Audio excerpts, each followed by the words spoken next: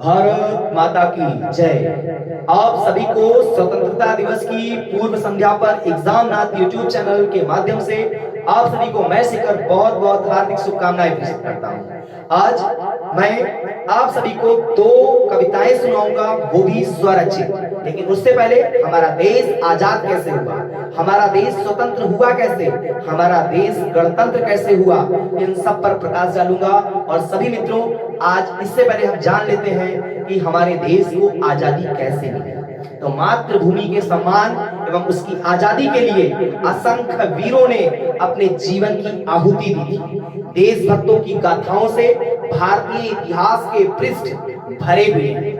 देश प्रेम की भावना से ओतप्रोत हजारों की संख्या में भारत माता के वीर सपूतों ने भारत को स्वतंत्रता दिलाने में अपना सर्वस्व न्यौछावर कर दिया था।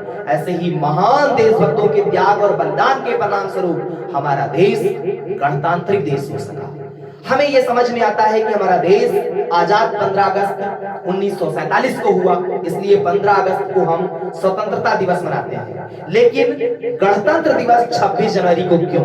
तो गणतंत्र, गढ़ प्लस तंत्र, गढ़ प्लस तंत्र का अर्थ है जनता के द्वारा जनता के लिए शासन। इस व्यवस्था को हम सभी गणतंत्र दिवस के रूप में मनाते हैं। इस पर्व का महत्व इसलिए ज्यादा है क्योंकि इनसे सभी जाति, सभी वर्ग, अमीर हो, गरीब हो, छोटा हो, बड़ा हो, दलित हो, अपर कास्ट हो, हर प्रकार के वर्ग के लोग एक साथ मिल करके इस पर्व को मनाते हैं और ये हमारा राष्ट्रीय पर्व है। गणतंत्र दिवस 26 जनवरी को ही क्यों?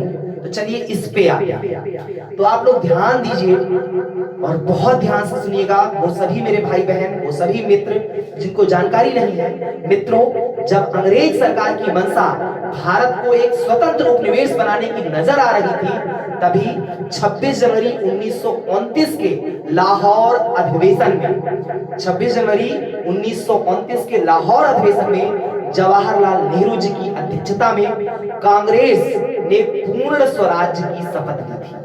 और एकता में बल है कि भावना को चरितार्थ करती विचारधारा में अंग्रेजों को पीछे हटना पड़ा था। अंतोगत्वा 1947 को जब भारत आजाद हुआ, तभी यह निर्णय लिया गया कि 26 जनवरी 1929 की निर्णायक तिथि को ही हम गणतंत्र दिवस के रूप में मनाएंगे। मित्रों, भारत से व्यापार का इरादा लेकर अंग्रेज भारत आए थे, लेकिन धीरे धीरे उन्होंने यहाँ के राजाओं और सामंतों पर अपनी कूटनीति चालों से अधिकार कर लिया। आजादी की पहली आग मंगल पांडे, मैं मंगल पांडे पे आपको भी कविता भी सुनाऊंगा। तो आजादी की जो पहली आग थी वो मंगल पांडे ने 1857 में कोलकाता के पास एक बैरक जो है वहां पे वो एक चिंगारी उन्होंने लगाई थी, जलाई थी, किंतु कुछ संचार संसाधनों की कमी से ये आग ज्वाला न बन सकी थी। परंतु इस आग की चिंगारी जो थी वो कभी बुझी नहीं थी। लक्ष्मीबाई से इंदिरा गांधी तक, मंगल पांडे से सुभाष बाबू तक और नाना साहब से सरदार पटेल तक, लाला लाजपत राय हो या बाल गंगाधर तिलक हो या विपिन चंद्र पाल हो या हो गोपाल गांधी हो या नेहरू, सभी के हृदय में धधक रही थी मेरे दोस्तों। और 13 अप्रैल 1919 की जो जलियांवाला बाग हत्याकांड था वो भारतीय स्वतंत्रता संग्राम की सबसे अधिक दुखदायी घटना थी। जब जनरल डायर के नेतृत्व में अंग्रेजी फौज ने गोलियां चला के निहत्थे, सांप, बूढ़े, महिलाएं, बच्चों समेत सैकड़ों लोगों को मार डाला था और 1000 लोगों को घायल कर दिया था। ये वही घटना थी जिसने भगत सिंह और उधम सिंह को आतंकवादियों में कूद दिया था। तो हमारा देश कहीं ऐसे आजादी नहीं मिली है, इस आजादी के बदले हमने खून की कीमत चुकाई है। तुम मुझे खून दो, मैं तुम्हें आजादी दूंगा। सुभाष बाबू ने ऐसे नहीं कहा होगा, ऐसे नहीं चंद्रशेखर आजाद ने अपने कनपट्टी पे अपनी बमतुल बुखारा नामक बंदूक से खुद को मार दिया होगा।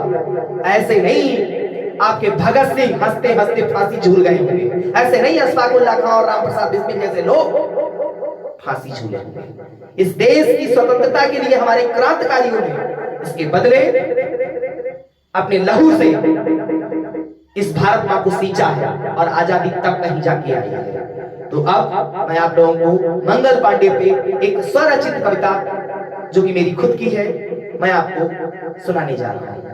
आप सभी को अच्छा लगे तो आप सभी कमेंट बॉक्स में भारत माता की जय जरूर लिखिएगा।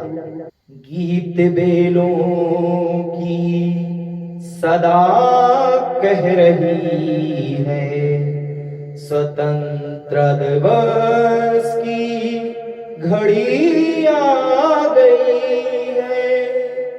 सजा आज भारत चांद सा देखो, शहीदों के कामों से हंसी आ गई है। झंडे, हाँ झंडे का ये रंग सुहाना लगता है, जनता का तो दिल दीवाना लगता है। झंडे का ये रंग सुहाना लगता है, जनता का तो दिल दीवाना लगता है। पल भर में कैसे जगते जीवन को, मंगल पांडे तो दीवाना लगता है। झंडे का ये रंग सुहाना लगता है, जनता का तो दिल दीवाना लगता है। कि तीन रंगों से बना झंडे का ये दर्शन, प्यार से जोड़ा है रब ने देश का दामन। है नई मस्ती, नई हस्ती, नई हसरत, देश दिखाता है विदेशों में नए करतब। करतब करतब करतब करतब करतब करतब करतब करतब, मेरे करतब, मेरे करतब, करतब करतब करतब। मुश्किल मुश्किल मंगल बनना मुझको लगता है, जनता का तो दिल दीवाना लगता है। कि मैं भारत माता के चरणों में अब लेटा हूँ, और भारत माँ का मैं नायक अब बेटा हूँ।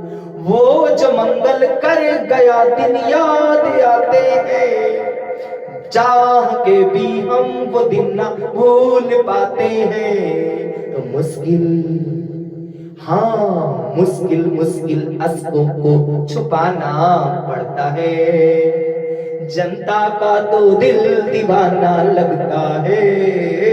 मुश्किल मुश्किल मुश्किल अश्कों को छुपाना पड़ता है, जनता का तो दिल दीवाना लगता है।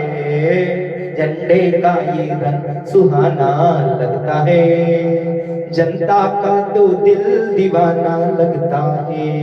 मंगल पांडे की कविता के बाद मैं आप सबके सामने भारत माता पर एक गीत, ये भी स्वरचित कविता है, और अच्छा लगे तो आप सभी भारत माता की जय कमेंट बॉक्स में जरूर लिखें। और ये एक कहानी नुमा कविता है, हमारे देश को आजादी कैसे मिली, किन किन लोगों ने बढ़ चढ़ करके क्या क्या हुआ। तो एक कहानी रूपी कविता, इसको सुनिए और अपने भाई बहनों को भी भेजिए, जिससे उन्हें पता चले कि हमारा देश, जो आपके छोटे भाई बहन हैं उनको भी पता चले कि हमारा देश जो आजाद हुआ वो ऐसे नहीं आजादी हुआ था।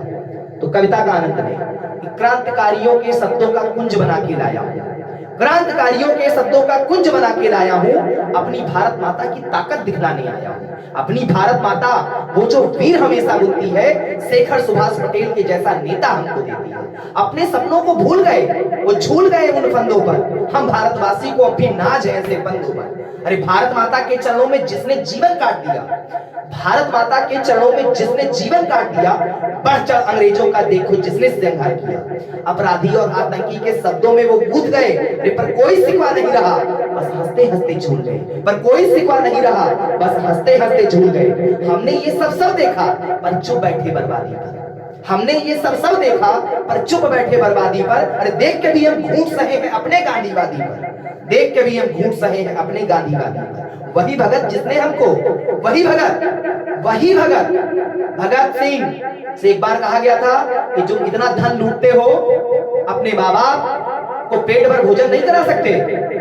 तो शायद इतिहास में किसी दूसरे का उत्तर ये नहीं हो सकता है। भगत सिंह का उत्तर था, जिस दिन मुझे लगेगा कि मैं अपने माँ बाप की सेवा नहीं कर पा रहा हूँ, पेट नहीं भर पा रहा हूँ, कि बंदूक की छह गोलियां उनके सीने में उतार कर उनकी भी सेवा कर दूंगा। ये थे लोग। तो वो वही भगत जिसने हमको आजादी दिलवाई थी, आतंकी कहकर हम सब ने फांसी तक दिलवाई थी। आतंकी कहकर हम सब ने फांसी तक दिलवाई थी। जो बात हमारे मन में थी वो लबों पे मेरे आई है। जो बात हमारे मन में थी वो लबों पे मेरे आई है। क्रांतिकारियों के बलिदानों से आजादी आई है। क्रांतिकारियों के बलिदानों से आजादी आई है। आज राख का कणकण, अरे उनकी गर्मी से गतिमान है। अरे सच पूछो तो शेखर भगत आज भी आजाद है। सच पूछो तो शेखर भगत आज भी आजाद है। अब देखिए, सुभाष चंद्र बोस, सुभाष बाबू ने कहा था, और क्या कहा कविता के माध्यम से सुनिए कि बोले सुभाष थे आजादी को बलिदान तुम्हें करना होगा। बोले सुभाष थे आजादी को बलिदान तुम्हें करना होगा। जग में तुमने बहुत जिया, आगे अब मरना होगा। जग में तुमने बहुत जिया, आगे अब मरना होना। क्या कोई आजादी प्रेम से पाई जाती है? अरे क्या कोई आजादी प्रेम से पाई जाती है? सर्वस्व निछावर कर देखो, आजादी लाई जाती है। फिर बोल पड़े बाबू मेरे, अरे फिर बोल पड़े बाबू मेरे, खून मुझे तुम दे देना। फिर बोल पड़े थे बाबू मेरे, खून मुझे तुम दे देना। इसके बदले भारत की आजादी तुम ले लेना। इसके बदले भारत की आजादी तुम ले लेना। और जनता फिर हुंकार उठी। वो जनता भी बड़ी मतवाली थी। जनता फिर हुंकार उठी थी अपना रक्त चढ़ाने को। जनता फिर हुंकार उठी थी अपना रक्त चढ़ाने को, आजादी की खातिर अपना लहू बहाने को। आकाश पृथ्वी पताल लोक तक थर थर थर थर कांपे थे। आकाश पृथ्वी पताल लोक तक थर थर थर थर कांपे थे। जब अपना लहू गिराने को आगे वो बढ़ते जाते थे। जब अपना लहू गिराने को आगे वो बढ़ते जाते थे। ऐसे राजपुरुषों को मेरा बार बार अभिनंदन है। उनको 100 बार नमन, मन प्राणों से वंदन है। उनको 100 बार नमन, वन प्राणों से वंदन है। भारत माता की जय। भारत माता की वंदे मातरम, वंदे मातरम। जय हिंद दोस्तों, बहुत बहुत शुक्रिया।